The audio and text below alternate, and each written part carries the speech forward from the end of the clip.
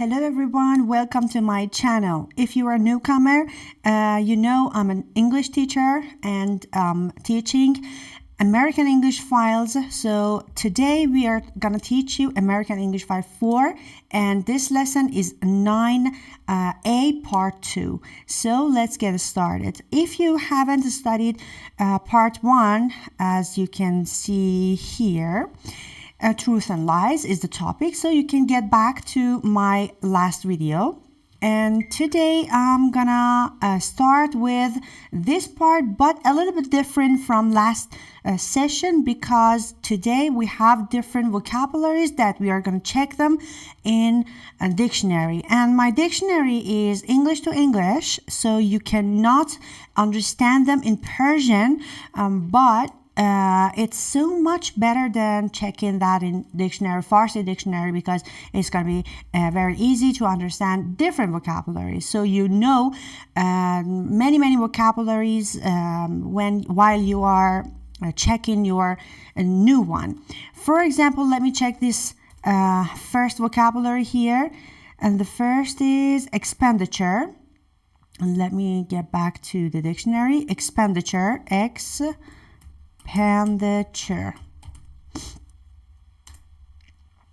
And the level of this vocabulary is C2. So if you are in this level, you must use different C2 vocabularies, not B1 or not A1.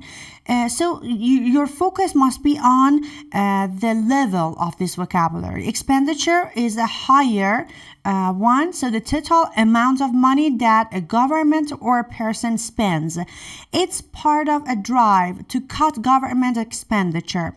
It is part of a drive to cut government expenditure. Expenditure, so the root of this vocabulary is coming from expend. You know what expend is. So expenditure is a noun form of that. Let's get back to that part, reading and unfulfilled. As you can see here, highlighted that, unfulfilled. And now let me check unfulfilled. Fulfilled. Okay. Unfulfilled here. Yeah, another L was extra. If a wish, hope, promise, etc. is unfulfilled, it has not happened or been achieved. An unfulfilled ambition. So this is not something good. Yeah, and the opposite is fulfilled. Fulfilled. Unhappy because you think you should be achieving more in your life. So you are unhappy because of that. Yeah, and when you are happy with something, you fulfill. Let me check again, fulfilled. All right, the opposite of unfulfilled, feeling happy. See? So unfulfilled, unhappy, unfulfilled means feeling happy because you are getting everything that you want from life or from your work or from anything. For the first time in my life, I feel really fulfilled. So you can use feel before fulfilled. Yeah, means pleased about something. Yeah, you are content about something. They are all synonyms for happy. So the next vocabulary, as you can see here, is serrated. Let me check serrated in my dictionary. That's so much better. This way of checking your vocabularies is so much better, and I really suggest it. Serrated. So serrated as an adjective is coming in UK form. Serrated. Serrated. So yeah, they are pronouncing T exactly like T. So serrated. And in American form, they are serrated. Saying serrated. Yeah, that's the difference between American and British. So having a row of sharp points along the edge. Serrated means sharp. So serrated knife, serrated something. You really need a knife with a serrated edge. See, serrated edge for cutting bread. You know what sharp is? Sharp. You can cut your finger with a sharp knife or serrated knife. All right. I I know, I completely understand that it can be a little bit hard for you to get it out, but you get used to it. And eventually here, eventually means finally. So let me check it again in the dictionary. Eventually.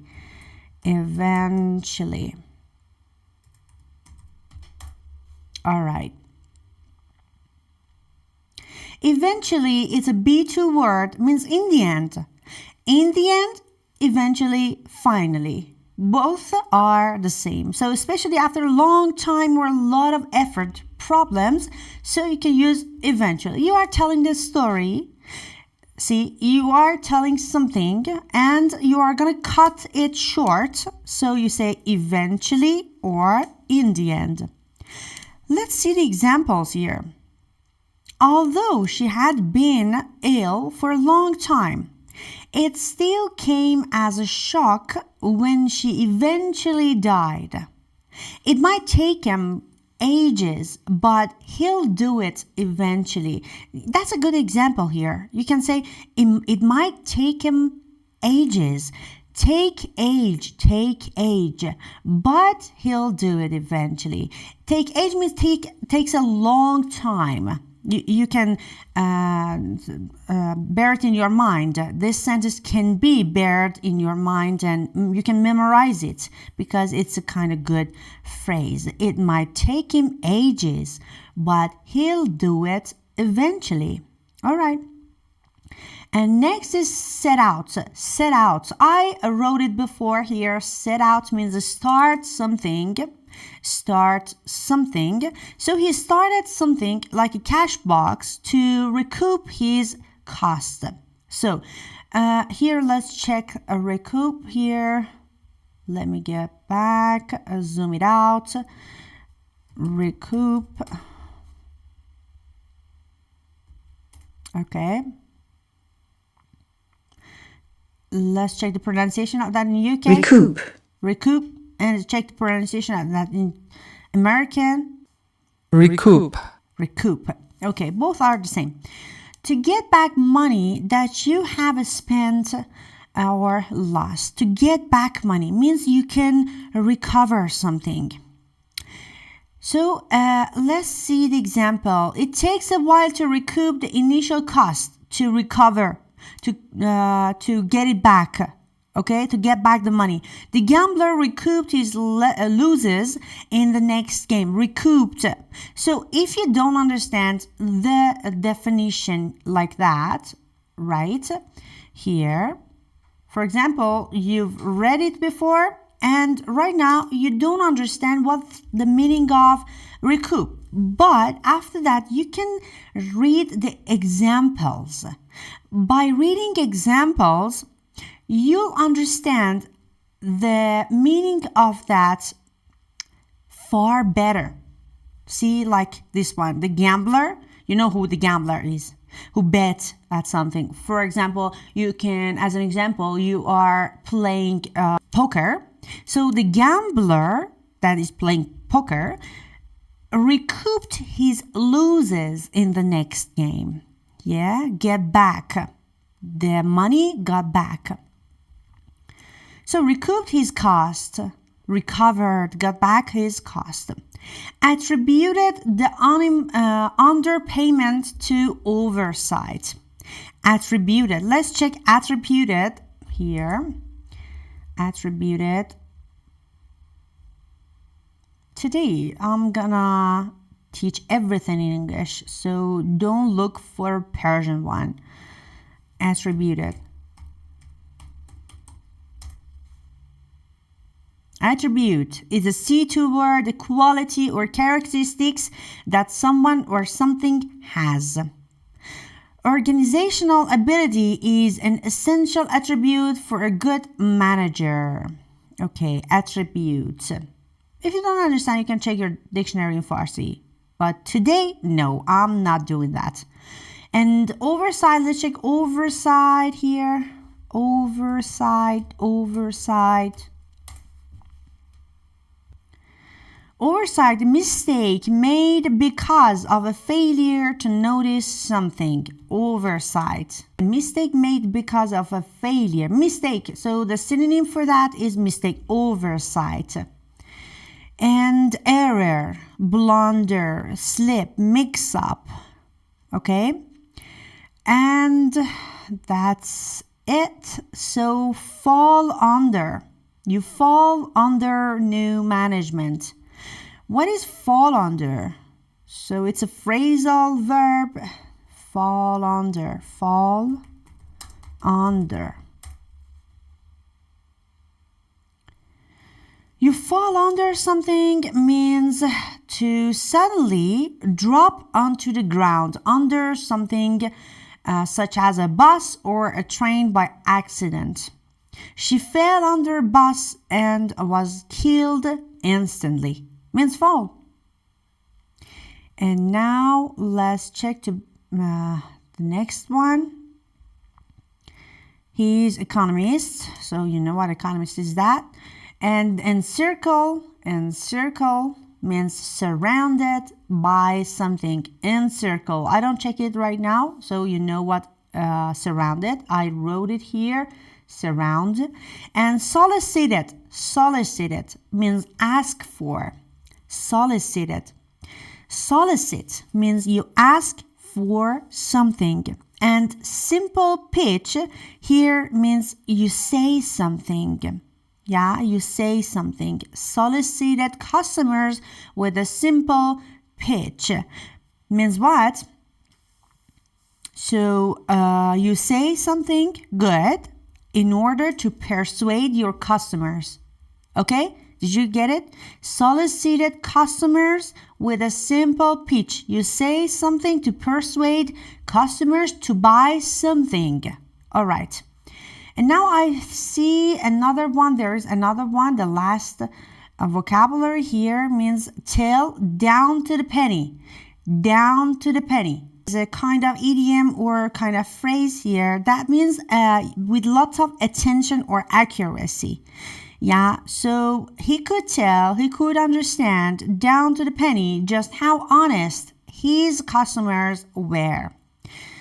It's very crystal clear. You understand all these vocabularies from English to English. And here on the left, reading, listening, you can answer all these questions. Like, look at the title of the article and the photos. What do you think the bagel test is?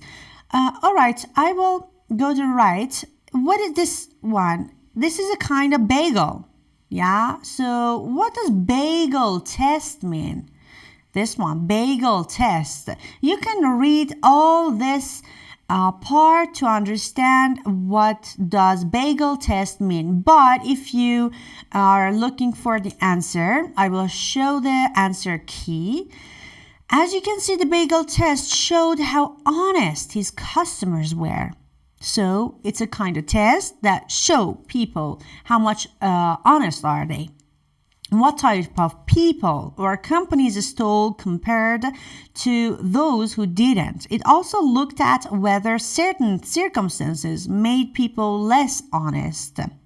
All right, so how honest are they? So bagel test means how honest people are they. Read the article and check. Then in pairs, say what you can remember about Paul Feldman's original job. Here, original job. The incident that made him decide to change his job. The incident that made him decide to change the job. How the bagel habit started and what it consisted of, and why he started asking for money. Why he started asking for money. Why? The reason why he started asking for money. You remember asking for. Here we had the synonym for ask for. Ask for. Solicited customers. Ask for. All right. And the proportion of people who paid, his friends and family's reaction to his change of job, and how his business progressed. progress here is important. I will underline it. The economic experiment he had unintentionally designed.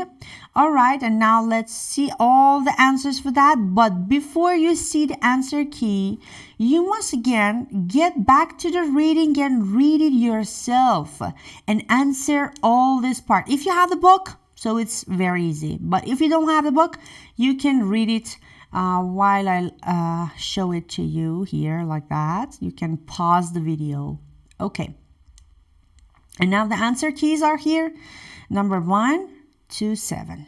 So let's write them to yourself. All right.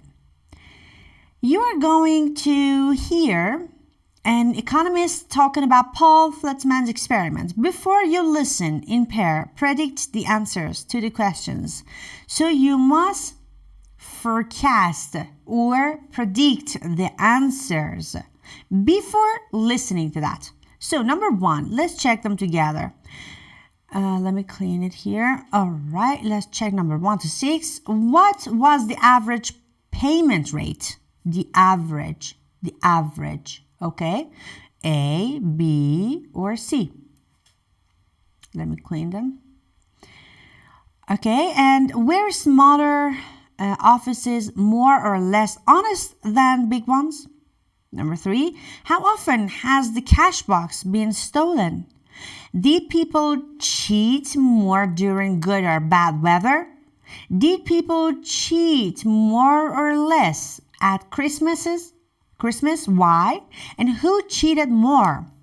Executives or lower status employees? And now here to the listening, you can understand the answer. Let me play it for you. Let's give it a listen right now.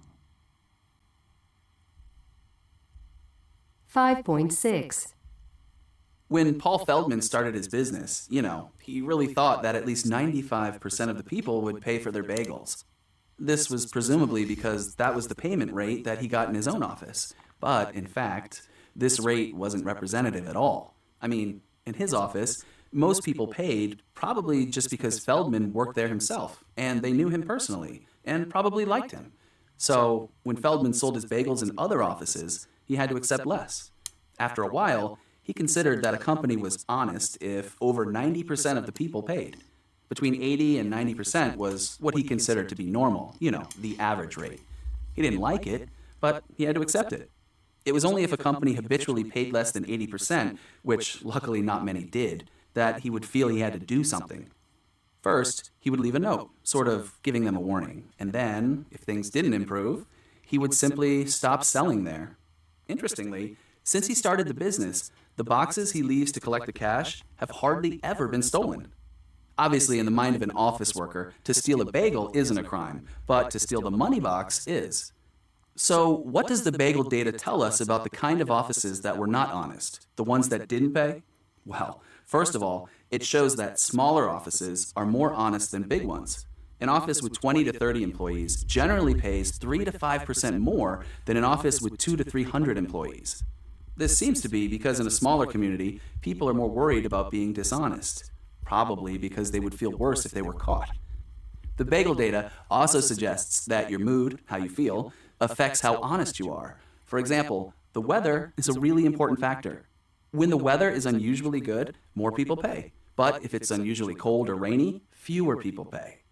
And people are also affected by holidays, but in different ways. It depends which holiday. Before Christmas and Thanksgiving, people are less honest. But just before the 4th of July and Labor Day, they are more honest. This seems to be because holidays, like the 4th of July, are just a day off work, and people always look forward to them. But Christmas and Thanksgiving are holidays where people very often feel stressed or miserable, so their bad mood makes them less honest. The other thing Feldman believes affects how honest people are is the morale in an office. When employees like their boss and like their job, then the office is more honest. He also thinks that the higher people are promoted, the less honest they are. He reached this conclusion because, over several years, he'd been delivering 3 baskets of bagels to a company that was on 3 floors. The top floor was the executive floor, and the lower 2 floors were people who worked in sales and service and administrative employees. Well, it turned out that the least honest floor was the executive floor. It makes you wonder whether maybe these guys got to be executives because they were good at cheating. But in general, the story of Feldman's bagel business is a really positive one. It's true that some people do steal from him, but the vast majority, even though no one is watching them, are honest. Okay, did you answer that considering to the context of this audio? All right, if you answer them correctly, right now I will show the answer key so you'll understand how much correct you've answered. Number 1 is B, so 80 to 90%. And number 2 is the smaller offices were more honest. And number 3, the cash box has hardly ever been stolen. Number 4, they cheated more during bad weather. Number 5, they cheated more before Christmas because many people often feel anxious and stressed before this holiday and don't look forward to it. Number 6, executives cheated more than lower status employees. Okay, if you didn't understand for about 60% of that, okay, don't worry about it. Don't sweat all small stuff. You will get it out more by listening to all audios many different times over and over. So you must repeat. Okay, don't forget it. And here it says, listen again and choose A, B, or C. But we don't listen one more time. You can get back to that audio again. And right now, I just show the answers to you, okay? Number 1, read it. Number 2. Number 3. Number 4. 5. All right. Now let's check all keywords. More people paid in Feldman's own office. A, B, C. After he had caught somebody stealing. Because he asked them personally for the money. Because the workers were his colleagues. Feldman eventually stopped selling bagels to a company where less than 80 paid for the bagels, less than 80. In a company where the money box got stolen, and the company where less than 90% paid for their bagels, 90% paid for the bagels. People are more honest in smaller companies because they are honest in a smaller company because they are more likely to get caught. They would be more embarrassed about being caught. There is more control over what goes on. And people cheat more. Part A, after a day off. After a day off. Before all holidays. And before some holidays. All or some. All right, and number 5, let's check it together. Which of these people is most likely to pay? Most likely to pay. An administrative worker who doesn't like this boss. An executive who is very popular with his staff. An employee who likes the company where he works. Okay, and now listen one more time yourself. And right now I'm gonna show the answer key. So. Here, there it is. The answer key shows that number 1 is C, number 2 is A, and number 3 is B, number 4 is C, and number 5 again is C. All right. Okay, and on the right, there is a mini grammar. Whoa, whatever, whenever. Whatever, whenever, wherever, whoever, whenever you have, see, I said whenever. Whenever you have ever, after, when, what, who, WH questions form. So you are talking generally. Whatever, whenever. Every time that a particular things happen, you can use whenever. Whatever, every time something that happens is a whatever. Whoever means like used to say that it does not matter who does something, is in a particular place, or etc. For example, I say, I'll take whoever wants to go. I'll go with whoever wants. Did you understand the meaning of ever? So let's see the definitions and the explanations here. A boss treating his employees whenever they won a new research contract. We use whenever to mean at any time or it doesn't matter when. For example, come and see me whenever you like. So here there is an example for whenever. We can also use whatever, means anything, or whichever. See, whatever, whichever, whoever, however, wherever. Whatever is used for anything. Whichever is used for anything again from a limited number. Whoever for any person. However for in any way. However. And wherever for any place. They also mean it doesn't matter what, which, who, how, where, and etc. All right. And here you can complete all this blank parts with whoever, whatever, however, and wherever, whichever, whatever. Okay, so you have enough time to complete this part. Do it.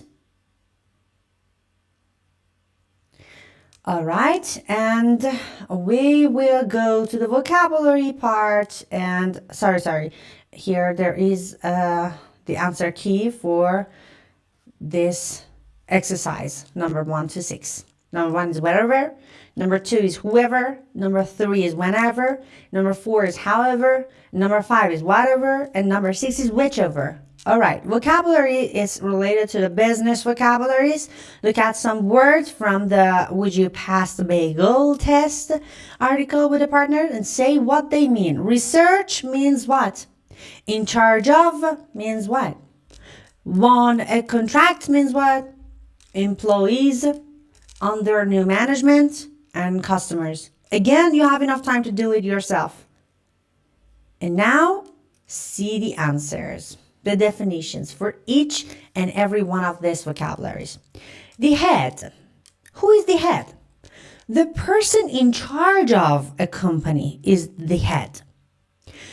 A colleague. Colleague means the person who you work with.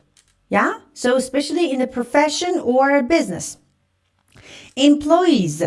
People who are paid to work for someone. Employees. An employer who you work for. A department means a section of a large organization. Department, a section, a sector, a part of a large organization. Set up. Set up means to create something or to start it. Set up. Set up means start. Set up a company, set up a new job, set up something. Yeah, an application. Customers, people who buy something. So customers, people who buy something. And who is client? You know what client? What's the difference between clients and customers? All right. Let's check here. Number 1, customer. A customer is usually used for someone who buys a product. So you go to the supermarket or you go to the store, you buy something. So you pay money for your product. You are called a customer. But whenever you go to go to the lawyer's office, yeah, lawyer, you know what lawyer is. Lawyer's office, you are a client. So here you don't get a product. You just need advice. You just need to talk to somebody, right? Yeah. So number 2, a boom is a sudden increase in a trade and economic activity, and recession is a difficult time for a company of a country. Okay, let's see. This is a boom in price. And this is a recession, again, in price. Did you get it? Easy peasy, lemon squeezy. And number 3, increase means to become or to make something greater in amount, number, value, and etc. This can be a verb or a noun. And improve is a verb. Did you understand the difference between that? Improve is a verb and means to become better than before. Improve your language. You improve your knowledge. You don't say I improve my language, I increase my language, I increase my knowledge. All right? You do it better. You become better in something. So you will use improve. Rise is both a verb and a noun. Like the verb means to come or go upward. To reach a higher level or position, you rise. But fall is exactly vice versa. Like, let me show you. This is a rise and this one is fall again. Increase, decrease. Export a product, import a product. So export a product means to sell it to another country. You will send, you have a company. Imagine, so let's imagine yourself the head of a company. In the company, you are gonna export your product to Canada, to America, to the United States of America, to Germany. So you export it. But whenever a product comes to your country, to Iran, so you will import a product. It means to buy it from another country. And a manager is a person who is in charge of running a business, store, or similar organization. And owner is a person who owns, for example, the store or the business. All right. This was the definitions for all these vocabularies as I expected to translate them. All right. And it's pronunciation and speaking. Here, there are different vocabularies and their pronunciations are very important because you must know how to and where to put your stress on. Like, we're making good progress. Progress. Yeah, so I put this stress on progress. Progress. And here, let me play the audio. 5.10. 1. We're making good progress with the report. 2. The new building is progressing well. 3. We export to customers all over the world. 4. One of our main exports is cheese. 5. Can you refund me the cost of my ticket? Sorry, we don't give refunds. 6. Sales have increased by 10% this month, so there has been an increase in profits. 7. The demand for organic produce has grown enormously. 8. Most toys nowadays are produced in China. 9. Half the applicants for the job were rejected. 10. Rejects are sold at a reduced price. Okay, I'm gonna give you an explanation for that. Let me elaborate on it. It's talking about different pronunciation in verbs and nouns. So all verbs, some vocabularies have verbs and nouns. Their verbs and nouns are the same in written form, but in pronunciation they are different. So the verb stress comes to the second part, and the noun's stress comes to the first part. See, rejected. Rejected is a verb, and reject is a noun. Again, rejected, reject. Rejected, reject. Did you get it? Produced, produce. Produced. Produce, produced. Refund, refund. Refund, refund. Increase, increase. Increased, increased. Okay, did you get what I mean? And let's check the correct stress forms. We're making good progress. So the first one, New building is progressing well, and we export to customers all over the world. One of the main exports is cheese. Exports. Can you refund me the cost of my ticket? Sorry, we don't give refunds. Refunds. Sales have increased by 10% this month, so there has been an increase in profits. The demand for organic produce has grown enormously, and most toys nowadays are produced in China. Half the applicants for the job were rejected. Rejects are sold at a reduced price.